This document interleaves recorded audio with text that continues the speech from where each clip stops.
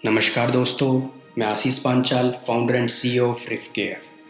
आज मैं आपको बताऊंगा कि हम अपने बिजनेस को कैसे बढ़ा सकते हैं। अगर आपको भी अपना बिजनेस बढ़ाना है तो यह वीडियो लास्ट तक ज़रूर देखें। कुछ लोग बिजनेस तो स्टार्ट कर लेते हैं, लेकिन कुछ समय बाद प्रॉफिट न मिलने की वजह से उन्हें अपना बिजनेस बंद करना पड़ता है। आज मैं आपको बताऊंगा कि बिजनेस स्टार्ट कैसे करते हैं और आप बिजनेस अगर स्टार्ट कर चुके हैं तो कस्टमर्स को कैसे लेकर आए। तो हम बात करते हैं बिफोर बिजनेस स्टार्ट और आफ्टर बिजनेस स्टार्ट। बिजनेस शुरू करने से पहले और बिजनेस शुरू करने के बाद हमें किन किन स्टेप्स को फॉलो करना है। अगर आपके भी दिमाग में कोई बिजनेस का आइडिया है और आप बिजनेस स्टार्ट करना चाहते हैं तो अभी जो स्टेप्स मैं आपको बताने जा रहा हूँ आप उन्हें फॉलो करें। Step 1, think business name. आपको अपने बिजनेस का नाम सोचना होगा, जिस भी नाम से आप अपने बिजनेस को करना चाहते हैं और उस बिजनेस को उस नाम से आगे बढ़ाना चाहते हैं। Step 2, check domain availability. ये स्टेप बहुत ही इम्पोर्टेंट है। तो इस स्टेप में हमें अपने बिजनेस के नाम के हिसाब से डोमेन को सर्च करना है कि वो अवेलेबल है या नहीं है। इसके लिए आप गूगल पे या थर्ड पार्टी डोमेन जो वेबसाइट्स है जो डोमेन देती है, डोमेन प्रोवाइड कराती है, वहाँ पे सर्च करना अपने बिजनेस को। मान के चलो आपका बिजनेस ABC नाम से है तो आपको ये देखना है कि मेरे को डोमेन भी ABC नाम से मिल रहा है या नहीं है।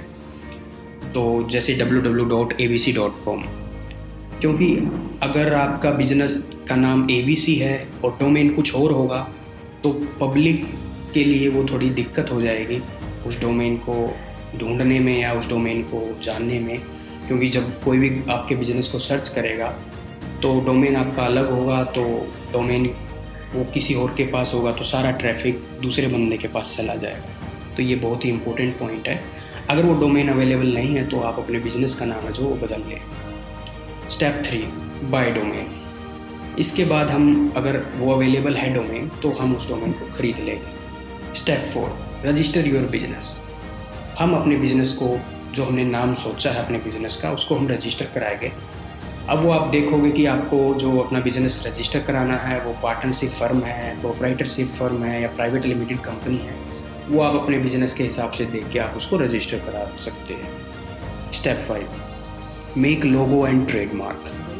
आपको एक बहुत ही सुंदर और बहुत ही अट्रैक्टिव एक लोगो बनाना है अपने बिजनेस का और उसे ट्रेडमार्क कराना है ताकि कल को उस लोगो को कोई और कॉपी ना कर सके, उस पे आपका अधिकार हो जाएगा। Step 6, take knowledge before give work. ये स्टेप भी बहुत ही इम्पोर्टेंट है। आपको कोई भी काम किसी वेंडर को देने से पहले या किसी भी थर्ड पार्टी को देने से पहले उस काम की आपको पहले ही नॉलेज ले लेनी है। होता क्या है, जैसे बहुत सारे स्टार्टअप्स है, वो अगर कहीं काम कराते हैं तो वो कहीं कहीं से फंड इकट्ठा करते हैं और उनसे जो है लोग ज़्यादा पैसे ले लेते हैं। तो वो इसलिए क्योंकि उनको काम की नॉलेज नहीं होती जो वो करा रहे हैं, उनको एक्सपीरियंस नहीं होता। तो आप जो भी काम थर्ड पार्टी से या किसी वेंडर से करा रहे हैं तो उसको काम देने से पहले उस काम के पूरे प्रोसेस को जान ले, उसकी पूरी नॉलेज ले ले, उसके बाद ही किसी को काम दे। Step 7, make DPR।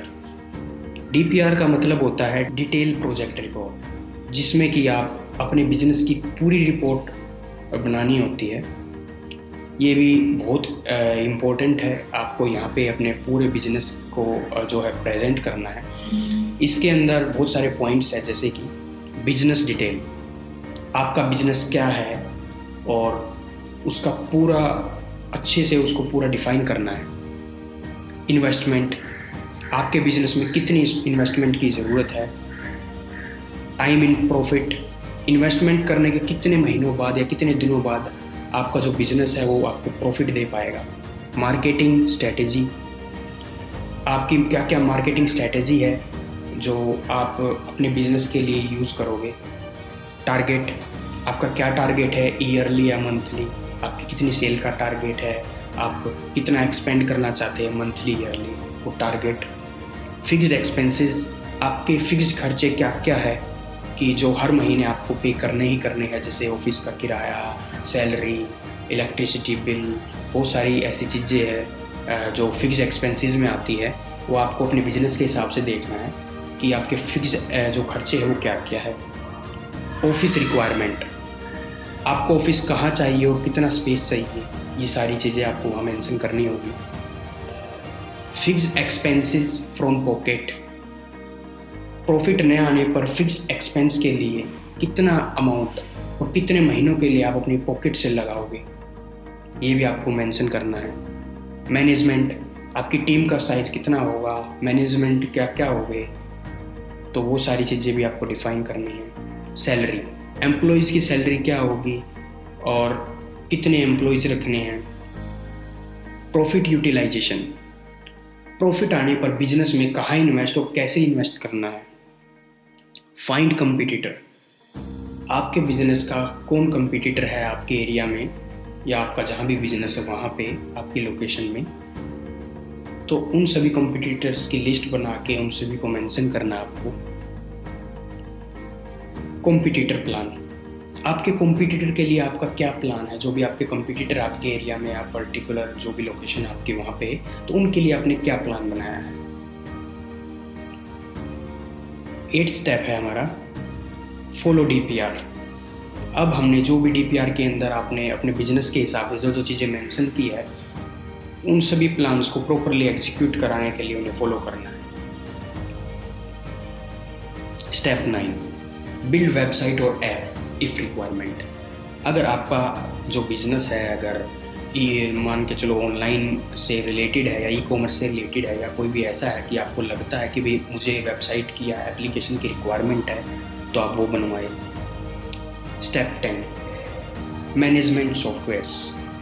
इस चीज़ की आई थिंक हर एक बिजनेस मैन को ज़रूरत होती है और होनी भी चाहिए, क्योंकि मैनेजमेंट सॉफ्टवेयर्स एक ऐसी चीज़ है जो कि आपके बिजनेस को पूरा सॉफ्टवेयर्स के थ्रू टेक्नोलॉजी की हेल्प से बताता है कि आपको कितना लॉस कितना प्रॉफिट है। ग्राफ्स के थ्रू, एनालिटिक्स के थ्रू आपको जो है तुरंत बता देता है सेकंड्स में।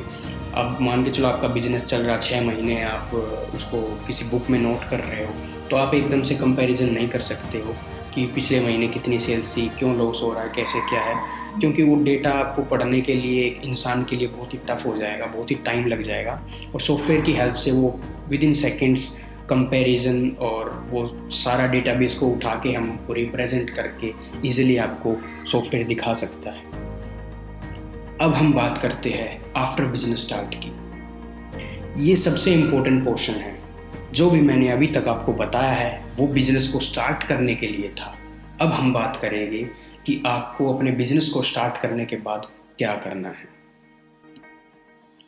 आफ्टर बिजनेस स्टार्ट का पोर्शन मैं नेक्स्ट वीडियो में क्लियर करूँगा, क्योंकि ये वीडियो जो है वो ज़्यादा लंबी हो जाएगी, तो इस वजह से मैं इसी वीडियो का एक सेकंड पार्ट बनाने जा रहा हूँ। तो इस वीडियो में मैं बताऊँगा कि बिज़नेस को स्टार्ट करने के बाद हमें क्या क्या करना चाहिए, तो वो एक बहुत ही इम्पोर्टेंट चीज़ है, तो आप उसे मिस मत करना।